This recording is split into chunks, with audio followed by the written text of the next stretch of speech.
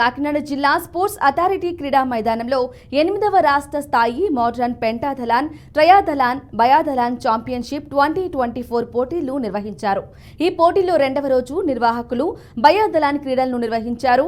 అనంతరం 2 విభాగాల్లో విజేతలుగా నిలిచిన క్రీడాకారులకు రాష్ట్ర అధ్యక్షులు డాక్టర్ చప్పిడి వెంకటేశ్వరరావు మెడల్స్, సర్టిఫికేట్స్ అందజేశారు.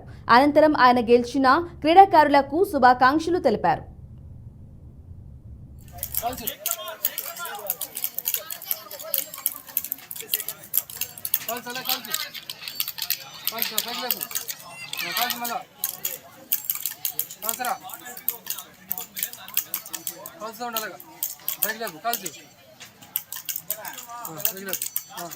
ప్రణాళిక వేసుకోవడం జరిగింది. గ్రామీణ ప్రాంతాల్లో కూడా మండల స్థాయి నుంచి కూడా ఈ పోటీలని సింపుల్ గా అన్ని నిర్వహించి నెక్స్ట్ అవన్నీ కూడా ఇంకా ఇంప్లిమెంట్ చేయాలని చెప్పి మన ఉమ్మడి తూర్పుగోదావరి జిల్లాలో నేను ఒక ప్రణాళిక కూడా సిద్ధం చేస్తున్నాను. నెక్స్ట్ పాటిస్తాం.